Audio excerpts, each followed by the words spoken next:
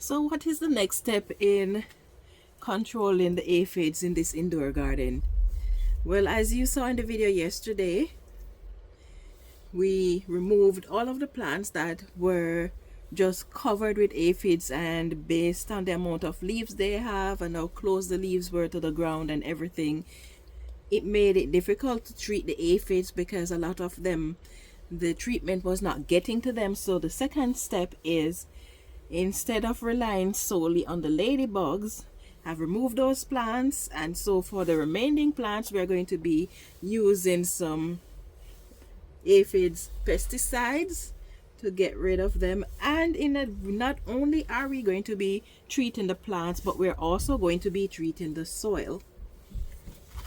So when you're using this type of treatment, you want to ensure that you get not only the top of the leaves, but you also want to get the underside of the leaves, because they like to hide in those places as well. So make sure you get full coverage, top and bottom of the leaves.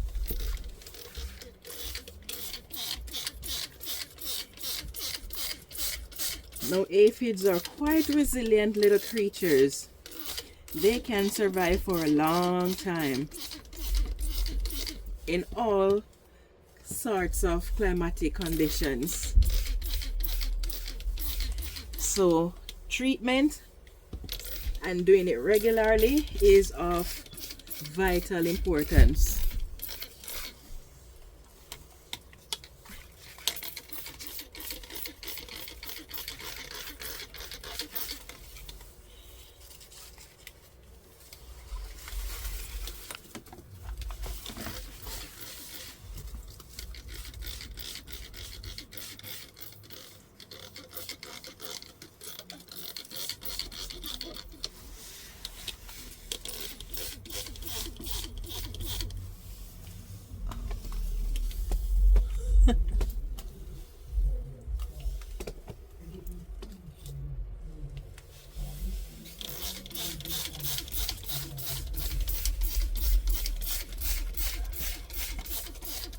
Before you treat your plants, it is important to test whatever treatment you're going to be using on them before you actually start applying it,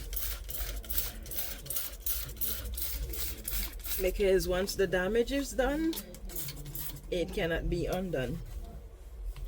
Okay, so we have full coverage now. All of the plants got covered, the soil got covered with the treatment.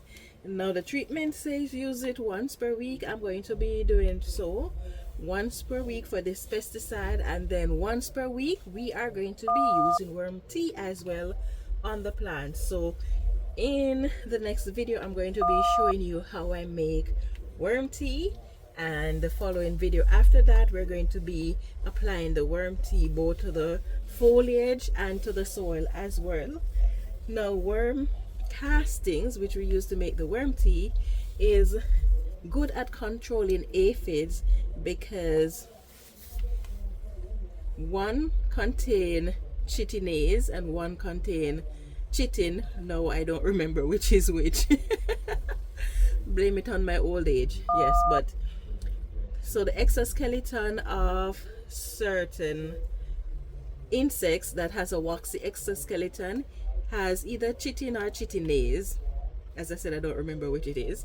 And the worm casting contain one of the two. So one contains chitin, one has chitinase. So one breaks down the other. So that is how worm castings work at controlling aphids. So we're going to be using both the pesticide and the worm tea to help control the aphid population. Now, since I removed the plants, I must say big improvement since I removed the sweet potatoes and all of the other plants that had so many small leaves that it was difficult to reach the underside of them. So we are going to be observing what happened over the next few weeks to see if we have the aphids under control. And this treatment, it is the one I just applied. They said applied once per week for 2 to 3 weeks, and then if I see more aphids or other pests afterwards, then apply as needed. But for me, I'm just gonna keep doing it every week to be sure, because I'm going to be taking out a lot of the plants, harvesting a lot of the plants in the next month or so, and we are going to be putting in new plants. So I don't want to put in my new plants in here and then have to deal with the aphids all over again. So after I've harvested everything that can be harvested, then I'm going to be continuing the treatments without plants in here, except for the perennial plants like this chayote, chocho as we say in Jamaica. So I'm going to be removing all the other vegetables. The perennials will stay, and then I'm just going to keep treating the soil for a good while, then I start planting again. So if you're interested in seeing how I make worm tea, join me in the next video. If you enjoy this video and you'd like to see more informative videos like these, please don't forget to subscribe and turn on your notification. If you have any questions, please feel free to ask. Thank you so much for watching, and I hope you have yourself a wonderful day. Yeah man, time for grow.